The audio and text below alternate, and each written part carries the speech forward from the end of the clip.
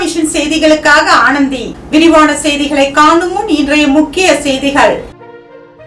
ஆட்சி பொறுப்பேற்று 2 மாதங்களுக்கு பின்னர் அமைச்சரவர்களுக்கு இலாகா ஒதுக்குவது தொடர்பான பட்டியலை கவர்னரிடம் முதலமைச்சர் ரங்கசாமி வழங்கியுள்ளார். போலி மருந்து விவகாரம் குறித்து புதுவை அரசு வெள்ளை அறிக்கை வெளியிட வேண்டும், முன்னாள் முதலமைச்சர் நாராயணசாமி வலியுறுத்தல். திருக்காஞ்சியில் புஷ்கரணி விழா கொண்டாட அரசு முன்வர வேண்டும், வைத்திலிங்கம் எம்பி வலியுறுத்தல். உருளையன்பேட்டையில் மின்தடைக்கு நிரந்தர தீர்வு காண வேண்டும், சட்டமன்ற உறுப்பினர் நேரு கோரிக்கை.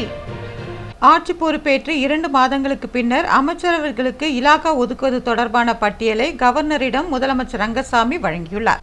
நடந்து முடிந்த சட்டமன்ற தேர்தலில் என்ஆர் காங்கிரஸ் பாஜக கூட்டணி ஆட்சி பெரும்பான்மையான இடங்களில் வெற்றி பெற்று மீண்டும் ஆட்சி அமைத்தது. பாஜக சார்பில் அமைச்சர்களாக நமச்சிவாயம், ராஜசேகரும், இதேபோல என்ஆர் காங்கிரஸ் கட்சி சார்பில் அமைச்சர்களாக மல்லாடி கிருஷ்ணாராவ் மற்றும் ராஜவேலு ஆகியோர் பதவியேற்றுக் கொண்டனர்.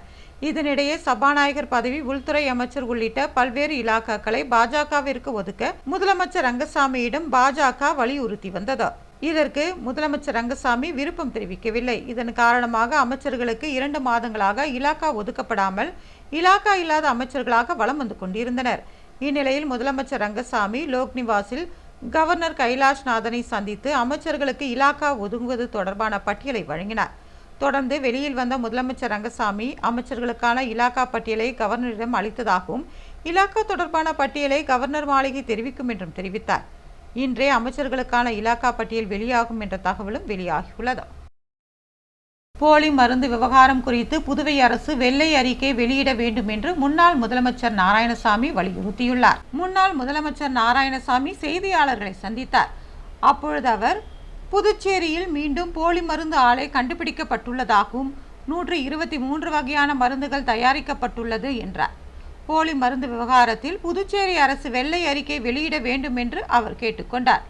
துணைநிலை ஆளுநர் கைலாஷ்நாதன் ஒரு விழாவில் பேசிய போது காமராஜரை தான் பார்த்ததில்லை என்றும் அவர் ரூபத்தில் முதலமைச்சர் ரங்கசாமியை பார்ப்பதாக தெரிவித்ததை எடுத்துக்காட்டிய அவர், காமராஜர் ரெஸ்டோபாருக்கு லஞ்சம் வாங்கினாரா, ரெஸ்டோபார்களை பள்ளிக்கூடம், குடியிருப்பு பகுதியில் இயங்க அனுமதி அளித்தாரா, காமராஜர் பூரண மதுவிலக்கு கொண்டு வந்தவர் என்று தெரிவித்தார். தயவு செய்து கவர்னர் இப்படியெல்லாம் ரங்கசாமியை காமராஜருடன் ஒப்பிட்டு பேசி காமராஜரின் பெயரில் களங்கம் ஏற்படுத்த வேண்டாம் என்றும் அவர் கேட்டுக்கொண்டார். அயோத்தி ராமர் கோவிலை நிர்வகிக்கும் பொறுப்பை கொடுப்பதற்காக பாராளுமன்றத்தில் பிரதமர் மோடி ஒரு குழுவை அறிவித்ததாகவும் அந்த குழுவை சேர்ந்தவர்கள்தான் தற்போது கோடிக்கணக்கான நன்கொடையை ஊழல் செய்திருக்கிறார்கள். இதுவரை அவர்களை யாரும் கைது செய்யவில்லை. நீட் தேர்வு வினாத்தாள் கசிந்தது தொடர்பாக கல்வித்துறை அமைச்சர் தர்மேந்திர பிரதான் ராஜினாமா செய்ய வேண்டும் என்று வலியுறுத்தி கரப்பான் பூச்சி கட்சிக்கு ஆதரவாக வாங்சுக் கடந்த 21 நாட்களாக உண்ணாவிரதம் இருந்து தற்போது மருத்துவமனையில் அனுமதிக்கப்பட்டுள்ளார். நீட் வினாத்தாள் கசிந்ததில் யாருக்கெல்லாம் தொடர்பு இருக்கிறதோ அவர்கள் மீது நடவடிக்கை எடுக்க வேண்டும் என்று பல கட்ட போராட்டங்களை காங்கிரஸ் நடத்துவதாகவும் இது குறித்து உரிய நடவடிக்கை எடுக்க வேண்டும் என்றும் அவர் வலியுறுத்தினார். திருக்காஞ்சியில் புஷ்கரணி விழா கொண்டாட அரசு முன்வர வேண்டும் என்று வைத்திலிங்கம் எம்பி வலியுறுத்தியுள்ளார். புதுச்சேரி காங்கிரஸ் எம்பி வைத்திலிங்கம் செய்தியாளர்களை சந்தித்தார். அப்பொழுது அவர் நீட் வினாத்தாள் கசிவு ஏராளமான இடங்களில் நடந்துள்ளதாகவும் நடப்பு ஆண்டு மட்டும் 25 குழந்தைகளை இதனால் இழந்ததாக தெரிவித்தார். பயிற்சி மையங்கள் கொள்ளை அடிப்பதாகவும் நீட் வினாத்தாள்கள் RSS அமைப்பை சேர்ந்தோருக்கு அதிகமாக கிடைப்பதாக குற்றம் சாட்டினார். நாடாளுமன்ற கூட்டத்தில் கல்வி அமைச்சர் தர்மேந்திர பிரதான் ராஜினாமா செய்வதுடன் விசாரணை அமைக்க கோருவோம் என்றும் புதுச்சேரியில் ரேஷன் கடைகளை முழுமையாக திறந்து அரிசி விநியோகம் சரியாக நடக்க வேண்டும் என்றும் வலியுறுத்தினார்.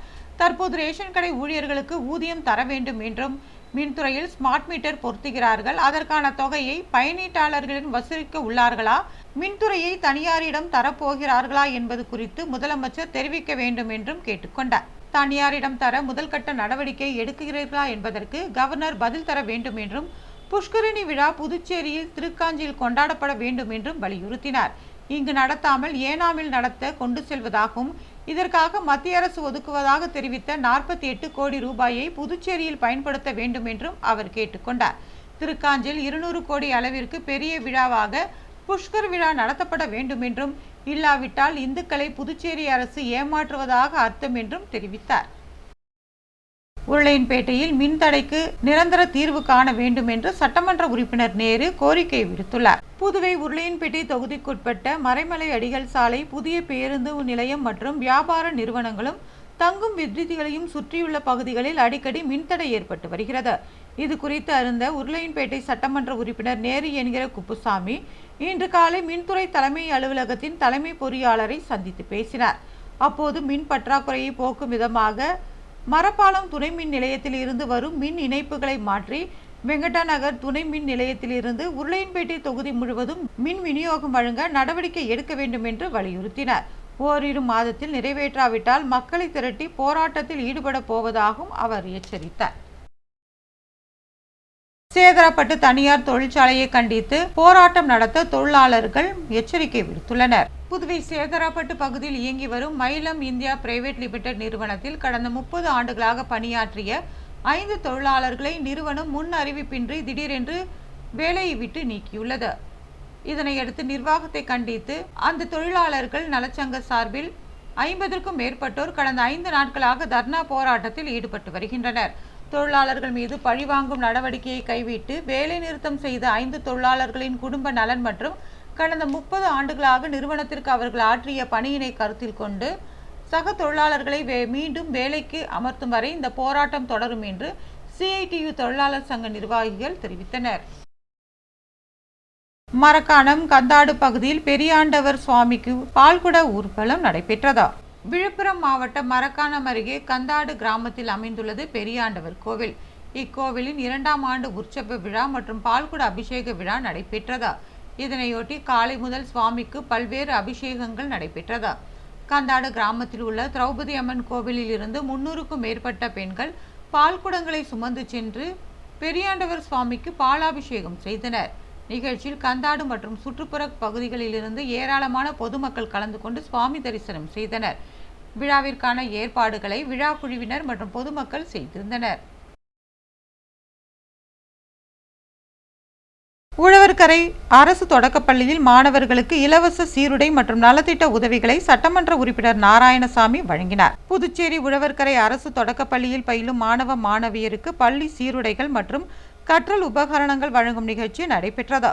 தொகுதி சட்டமன்ற உறுப்பினர் நாராயணசாமி சிறப்பு அழைப்பாளராக கலந்து கொண்டு பள்ளி மாணவர்களுக்கு இலவச பள்ளி சீருடைகள், நோட்டு புத்தகங்கள், டைரி, வண்ண பென்சில்கள், ஜாமெட்ரி பாக்ஸ் உள்ளிட்ட கல்வி உபகரணங்களை வழங்கி மாணவர்களின் கல்வியை ஊக்கப்படுத்தி வாழ்த்தி பேசினார். நிகழ்ச்சியில் பள்ளி தலைமை ஆசிரியர் சசிகலா, ஆசிரியர்கள் கோமதி, சுனிதா, டேனியா, உமா மகேஸ்வரி, காளியப்பன் உள்ளிட்ட பலர் கலந்து கொண்டனர். பழனி நில மோசடி வழக்கில் விழுப்புரம் முருகதாஸ் என்பவர் வீட்டை CBCID போலீசார் சீல் வைத்தனர். விழுப்புரம் மாவட்டம் பழனி தண்டபாணி கோவில் மடம் அறக்கட்டளைக்கு சொந்தமான 100 கோடி ரூபாய் மதிப்பிலான 1 ஏக்கர் 40 சென்ட் இடத்தை 2 கோடிக்கு விற்பனை செய்ததாக அறநிலைத்துறை அதிகாரிகள் கொடுத்த புகார் அடிப்படையில் CBCID போலீசார் பல்வேறு கோணங்களில் வழக்கு பதிவு செய்து விசாரணை மேற்கொண்டு வருகின்றனர். இந்நிலையில் முறைகேடு தொடர்பாக விழுப்புரம் நகர பகுதியான காமராஜர் நகர் பகுதியில் வசித்து வரும் அரசு பள்ளி ஆசிரியராகவும் பழனி கோவில் அறக்கட்டளையின் உறுப்பினராகவும் உள்ள முருகதாஸ் என்பவரது வீட்டில் விசாரணை மேற்கொள்வதற்காக 10க்கும் மேற்பட்ட CBCID போலீசார் வந்துள்ளனர். அப்போது வீட்டில் யாரும் இல்லாமல் வீடு பூட்டப்பட்டு கிடந்த நிலையில் வீட்டின் பூட்டை உடைத்து உள்ளே சென்று வீட்டில் 6 மணி நேரத்திற்கு மேலாக சோதனை மேற்கொண்டனர். வீட்டில் இருந்து 50க்கும் மேற்பட்ட ஆவணங்கள் கைப்பற்றப்பட்டதாக கூறப்படுகிறது. மேலும் வீட்டிற்கு பூட்டு போட்டு சீல் வைத்து முருகதாஸ் மற்றும் குடும்பத்தினர் எங்கே இருக்கிறார்கள் என்பது குறித்த விசாரணையை மேற்கொண்டு வருகின்றனர். இச்சம்பவம் விழுப்புரத்தில் பரபரப்பை ஏற்படுத்தியுள்ளது. புதுவை கிருஷ்ணா நகர் கங்கையம்மன் ஆலயத்தில் திருக்கல்யாண உற்சவம் நடைபெற்றது. புதுவை கிருஷ்ணா நகர் 20வது கிராஸ் பகுதியில் அமைந்துள்ள கங்கையம்மன் ஆலயத்தில் வள்ளி தெய்வானை சமேத சுப்பிரமணிய சுவாமிக்கு திருக்கல்யாண உற்சவம் நடைபெற்றது. ஆடி மாதம் 3ஆம் தேதி ஸ்ரீ சுப்பிரமணிய சுவாமி தெய்வ யானை மற்றும் வள்ளி சமேத திருக்கல்யாணமும் சிறப்பு பூஜைகளும் நடைபெற்றது. முன்னதாக புதுச்சேரி கிருஷ்ணா நகரில் அமைந்துள்ள செல்வமுத்து விநாயகர் கோவிலில் இருந்து வரிசை தட்டுக்கள் எடுத்து வந்து அம்மன் ஆலயத்தை வந்தடைந்தது. அங்கு வேத மந்திரங்கள் முழங்க யாகசாலை பூஜையுடன் திருக்கல்யாண வைபவம் நடைபெற்றது. இந்நிகழ்ச்சியில் முன்னாள் அமைச்சரும் சட்டமன்ற உறுப்பினருமான ஜான்குமார் கலந்து கொண்டார். விழாவில் கலந்து கொண்ட பக்தர்களுக்கு அறுசுவை உணவு வழங்கப்பட்டது. விழாவிற்கான ஏற்பாடுகளை கிராமவாசிகள், ஊர் பெரியவர்கள் மற்றும் விழா குழுவினர் செய்திருந்தனர்.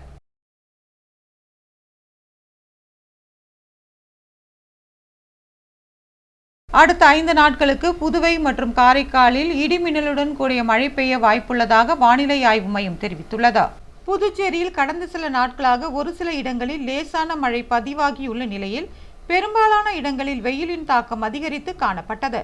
குறிப்பாக வழக்கத்தை விட 4 டிகிரி செல்சியஸ் வரை வெப்பநிலை உயர்ந்தது. பகல் நேரங்களில் கடுமையான வெப்பக்காற்று வீசியது. இந்த திடீர் வெப்பநிலை உயர்வால் பொதுமக்கள் பெரும் சிரமத்திற்கு ஆளாயினர். தற்போது வட தமிழக கடலோர பகுதிகளின் மேல் வளிமண்டல கீழடுக்கில் ஒரு பலவீனமான காற்றழுத்த தாழ்வு பாதை நிலவி வருகிறது.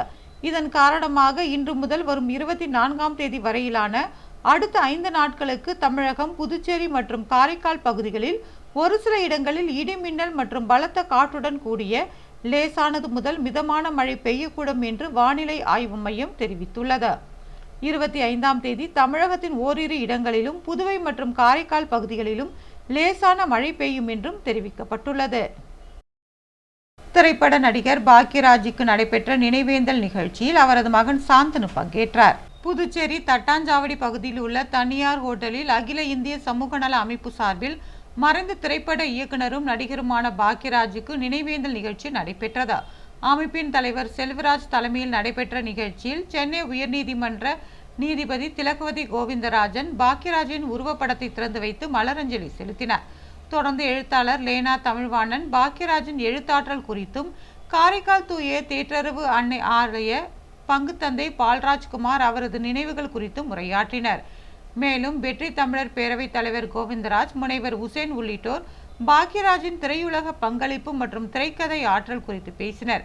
நிகழ்ச்சியில் பாக்யராஜின் மகன் சாந்தனு கலந்து கொண்டு தனது தந்தையின் உருவப்படத்திற்கு மலரஞ்சலி செலுத்தினார். தொடர்ந்து இசையஞ்சலி நிகழ்ச்சி நடைபெற்றது. இதில் சமூக அமைப்புகளின் நிர்வாகிகள் பலர் கலந்து கொண்டனர்.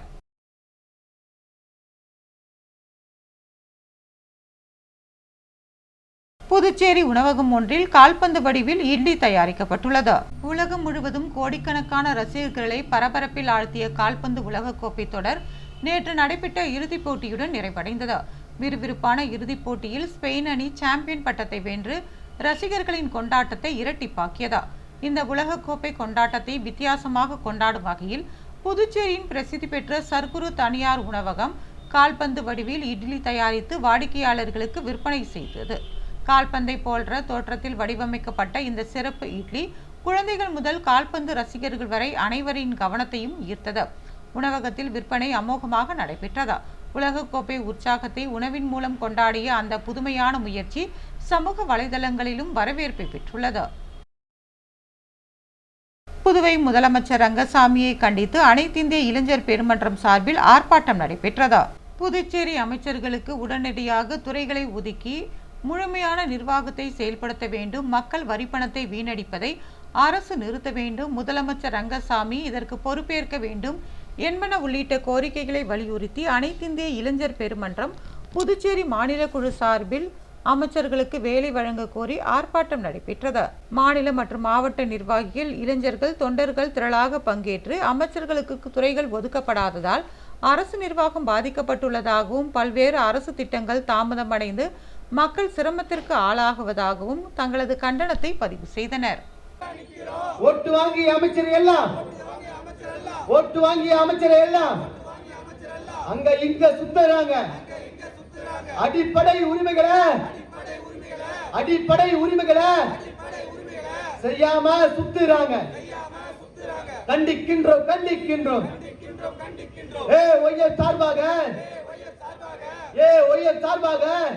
மத்திய கல்வித்துறை அமைச்சர் பதவி விலக கோரி மார்க்சிஸ்ட் கம்யூனிஸ்ட் கட்சி சார்பில் ஆர்ப்பாட்டம் நடைபெற்றது. மத்திய கல்வி அமைச்சர் தர்மேந்திர பிரதான் பதவி விலக வேண்டும், நீட் தேர்வை ரத்து செய்ய வேண்டும், ஜனநாயக விரோத நடவடிக்கைகளை கைவிட வேண்டும் என்பன உள்ளிட்ட பல்வேறு கோரிக்கைகளை வலியுறுத்தி இந்திய கம்யூனிஸ்ட் கட்சி மார்க்சிஸ்ட் புதுச்சேரி மாநில குழு சார்பில் ராஜா திரையரங்கம் அருகே கண்டன ஆர்ப்பாட்டம் நடைபெற்றது. கட்சியின் மாநில மற்றும் மாவட்ட நிர்வாகிகள், தொண்டர்கள், பொதுமக்கள் இதில் கலந்து கொண்டனர். மத்திய அரசுக்கு எதிராக அவர்கள் முழக்கங்களை எழுப்பினர். கல்வி உரிமையை பாதுகாக்கவும் ஜனநாயகத்தை நிலைநிறுத்தவும் மத்திய அரசு உடனடியாக நடவடிக்கை எடுக்க வேண்டும் என்று ஆர்ப்பாட்டக்காரர்கள் தங்களது கண்டனத்தை பதிவு செய்தனர். புதுவையில் இன்று தங்கம் மற்றும் வெள்ளி விலை விவரம்.